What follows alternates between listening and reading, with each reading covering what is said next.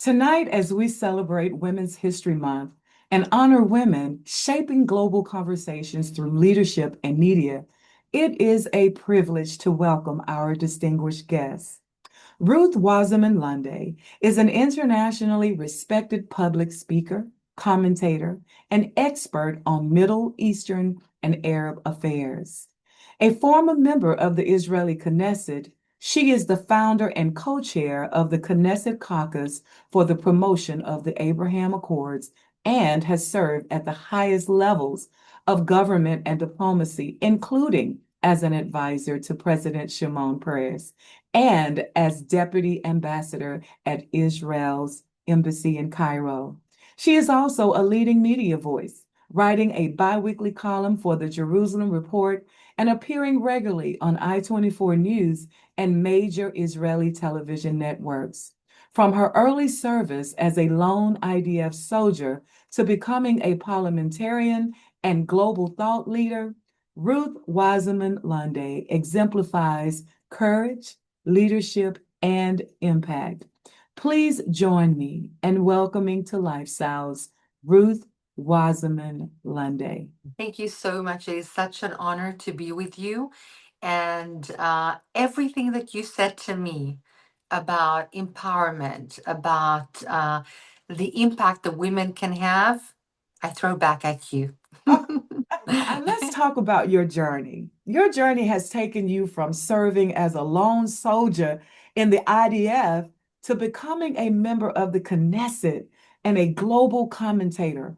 What moment would you say that most shaped the path that you are on today? I remember as a child, I grew up in a relatively poor neighborhood in a city called Ashdod in the southwest of Israel until the age of 8. Then I left Israel with my family and came back when I was 17 alone. That's why I became what is phrased as a lone soldier, rather one without a family. From the age of 8, when I actually brought my entire, I think it was third grade, if I'm not mistaken, to demonstrate in front of my parents' window to tell them that I should not be going anywhere but to stay in Israel. It, of course, didn't work. I did then come back when I was 17. And for me to come back, it was to come home. I'm not saying that it was easy. I was a child at 17, but it seemed to me very obvious, very natural and very anchored in what I was, at least feeling wise, destined to do. Something that has to do with Israel, something that has to do with my people, something that has to do with where my peoplehood is going and what challenges it will confront. And it sounds very dramatic, but I sort of had this drive in me since I was a child. That was a very, very big moment for me to come back on my own. When you look back at your career, what has been the greatest personal challenge you've had to overcome as a woman in diplomacy and politics?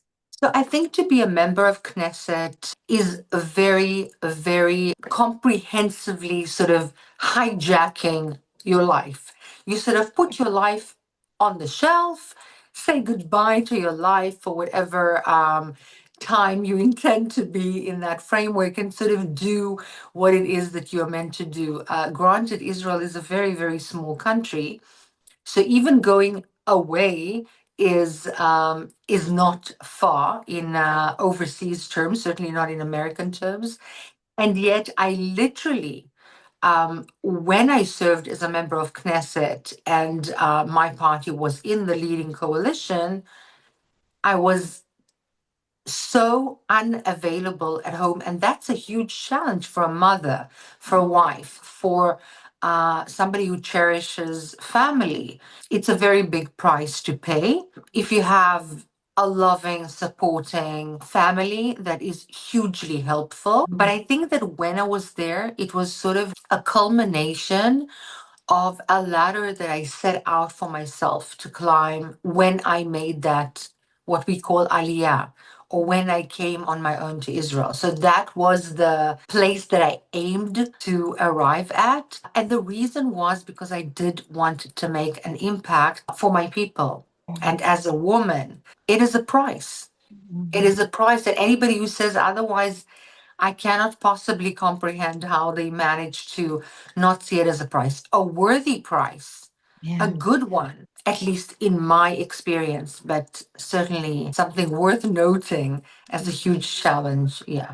How do you balance your life as a woman while striving and fulfilling your call as a mother, as a wife? How? You know, today, 3 years after not being in the Knesset, but doing things that are very much affiliated to Jewish peoplehood, speaking about the Middle East, helping people to better understand the complexity of what is going on here, because of my expertise, because of geostrategy and the way that I try to simplify it to make it more comprehensible.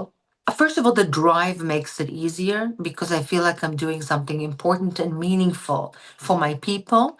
For me as a person, I have my integrity and my truth that I maintain. So it's a drive, it's a force. It helps you wake up, it helps you maintain.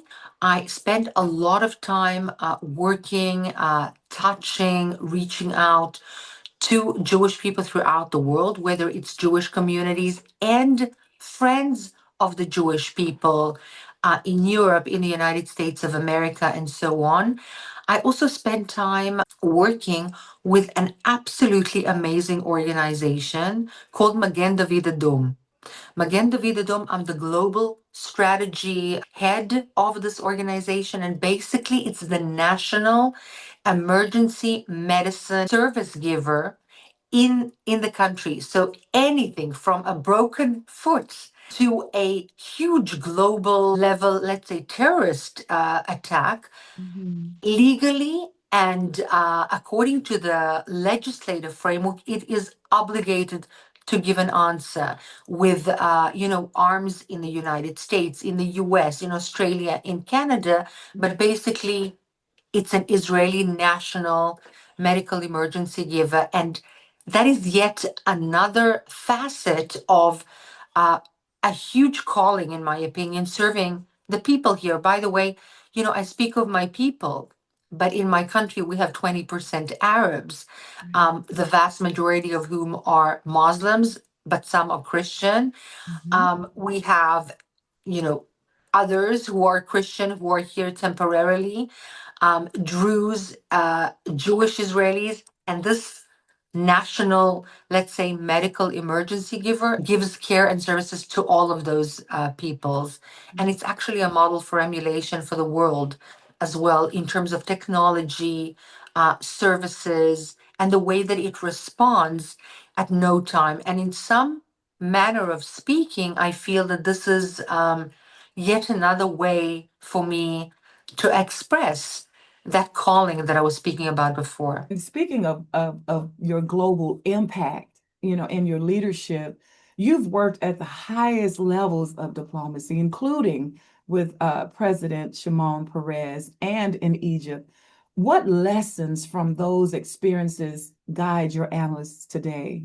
It's a big question. First of all, I feel that having worked with people who have vision, and courage on the one hand, but also with a lot of mayors throughout the country, which is a kind of a middle leadership role, being very connected directly to the people, I sort of have the ability to balance the knowledge from the top down and the bottom up. That's on the one hand, in terms of leadership and decision making, but also understanding, studying, and really reaching out to all of the people living within Israel, and also studying and learning of the mechanisms throughout, particularly in the Arab world, the inside and the outside, and the combination of the two uh, is a huge added value in understanding geopolitics and geostrategy.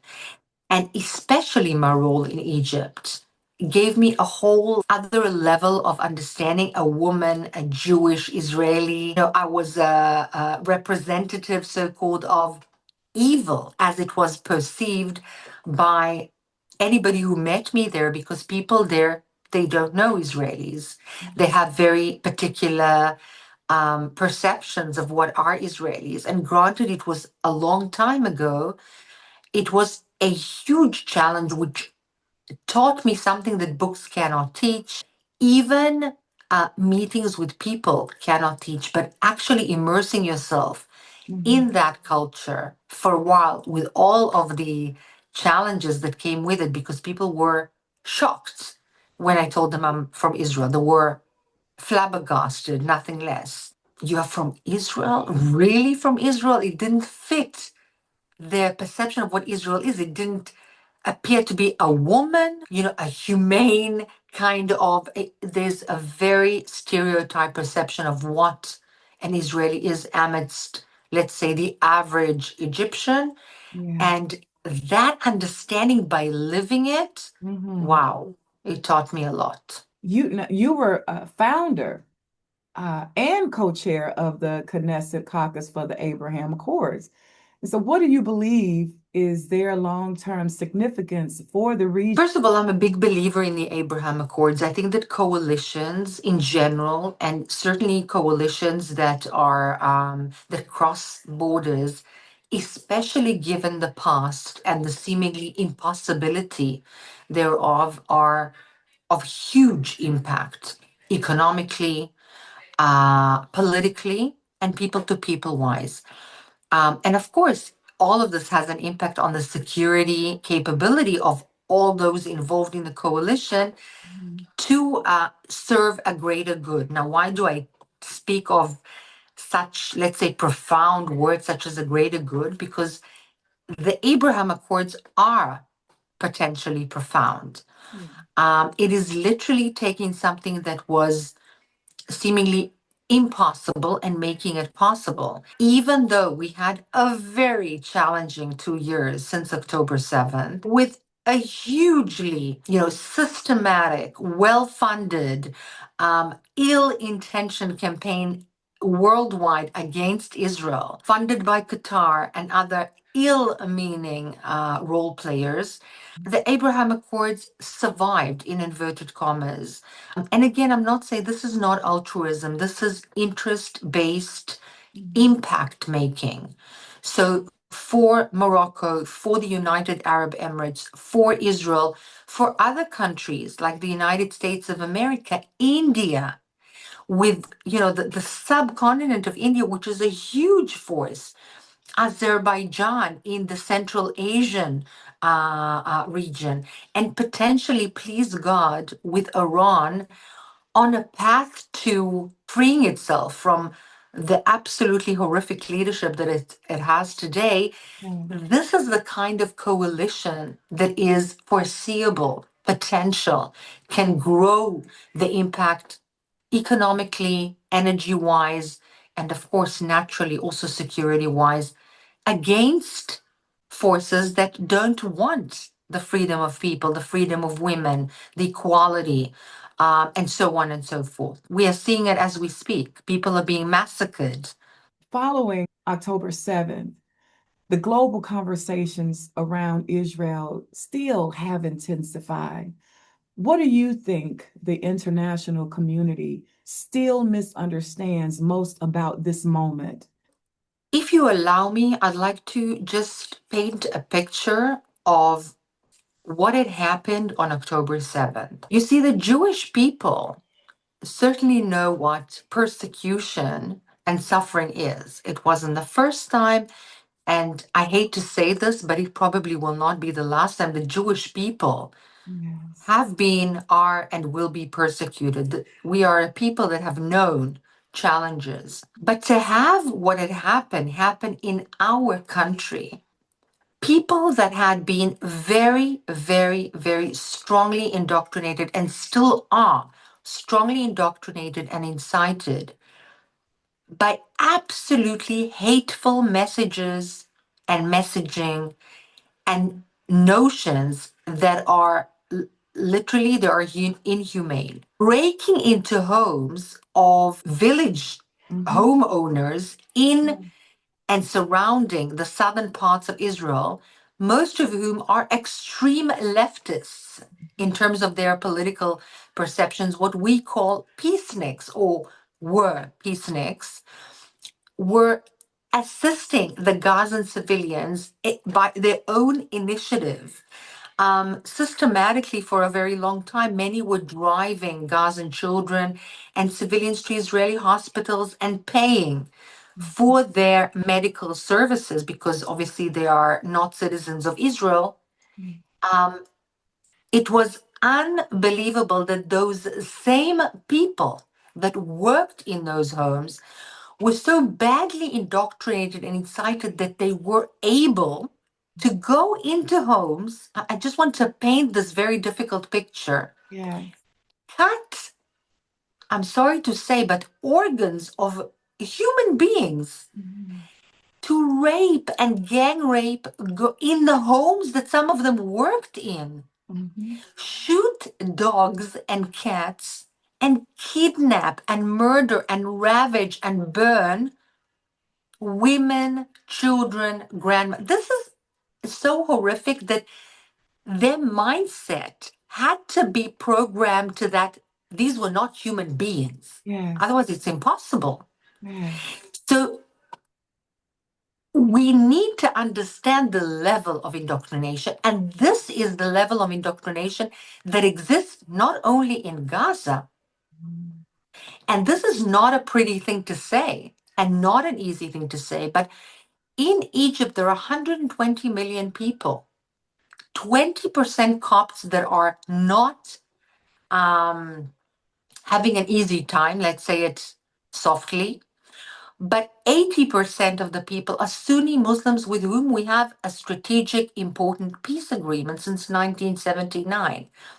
And yet the messaging and the indoctrination and the curriculum and the learning that they're undergoing makes them hate Israel and the Jewish people. I'm talking about a country that is huge in comparison to Israel. That let's all look for a second at the map when they talk about the imperialism. You cannot even see it on the map. It's so Right. small. Yeah.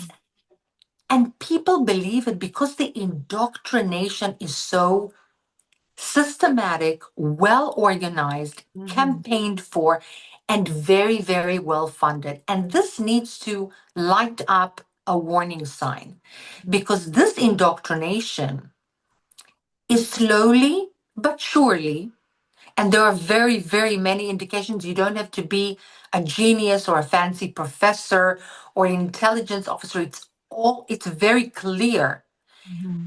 It's infiltrating the United States of America. It's infiltrating the European countries.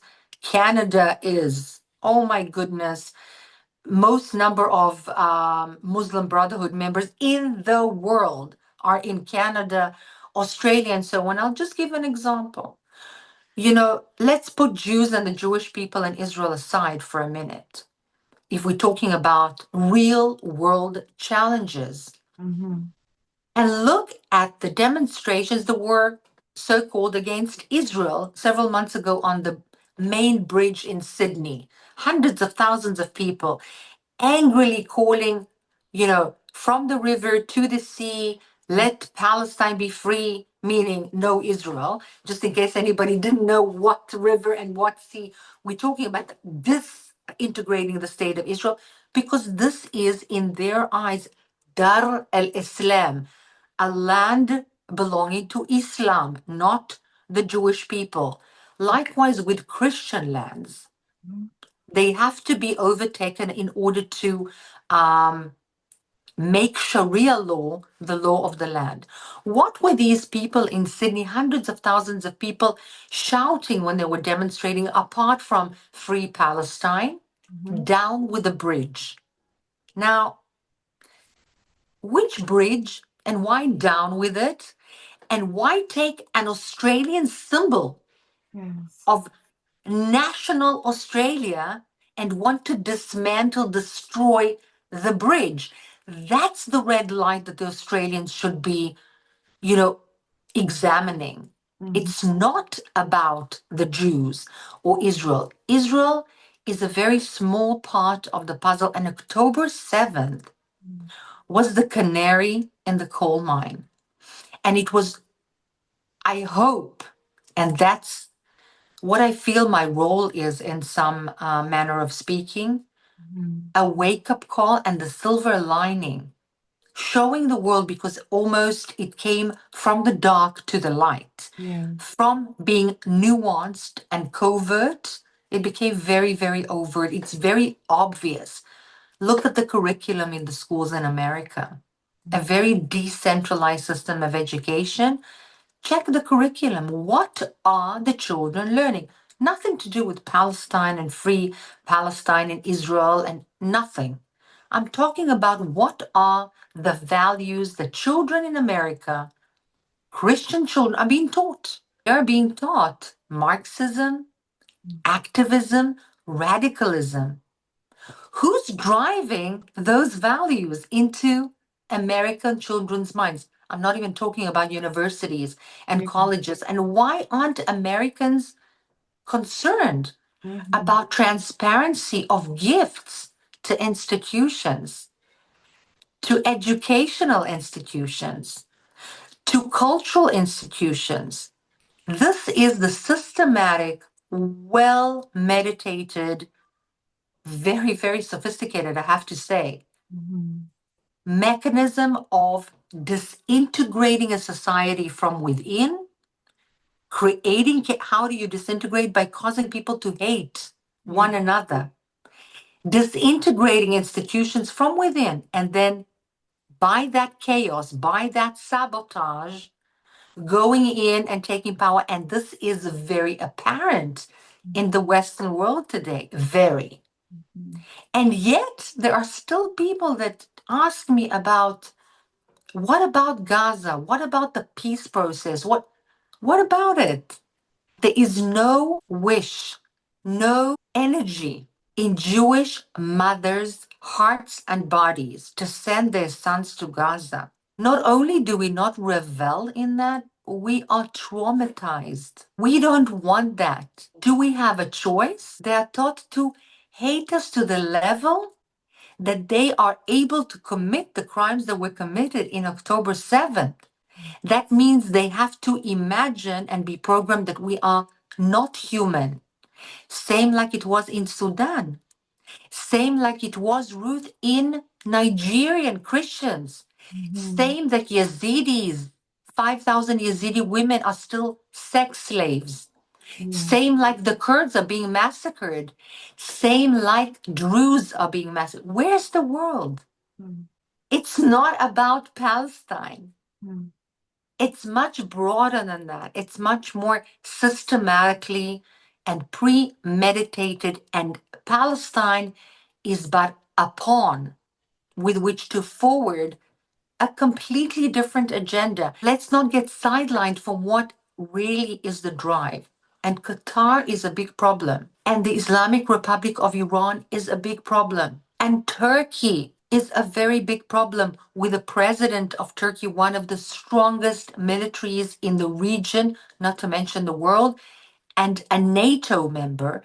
Their president was brought up on the knees of Muslim Brotherhood founders. So he is not only a Muslim, he is an Islamist with a clear path to becoming the Sultan or the head of an Islamic caliphate based on Sharia worldwide. What responsibility would you say that media figures have and commentators have during these times of wars and crisis? You know, the beauty of democracy is that everybody can say whatever they want, free speech. You know, Shimon Peres, the former president of Israel, used to say that it's like a perfume. It's beautiful. It smells wonderful. But once you open the bottle, it sort of evaporates and then you don't have control over it. Now, Machiavelli, who perfected the art of, let's say, poisoning the masses with disinformation by weakening their resolve and weakening their understanding, you know, the Soviet Union then took that and perfected it even further and created the art of sabotage.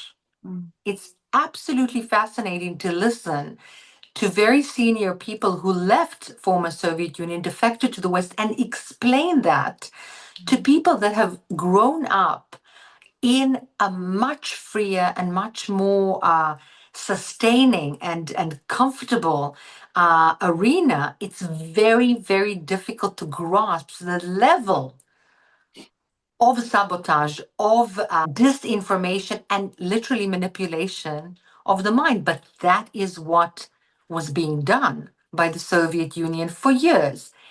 And Qatar took that a step further. But even before that, in 1979, the Islamic Republic of Iran used that mechanism to brainwash the masses and use the young liberals who wanted freedom, swallow them, and 2 minutes after taking power, completely shutting down any ability of anybody in Iran to say anything but what was okay with the regime. That is the problem. And that's where people need to be wary, because media is, not especially, actually only in democracies, has no borders. It has no rules of the game. Anybody can create a podcast and say whatever they want and reach out to millions and millions of people with unbelievable conspiracy theories, and people will believe because they don't have other sources of information. And that's why courageous people have an obligation to stand and protect truth. But yes, we all have a responsibility. I'm thinking of young girls who may be watching and who are aspiring careers in media and diplomacy or public service. What advice would you give to them? Wow. So I want to say to them what I say to my girls. First of all, there is no limit. The world is your stage and your platform. As long as you are value oriented and courageous, go for your truth. Take that and run with it. It's meaningful, it's powerful.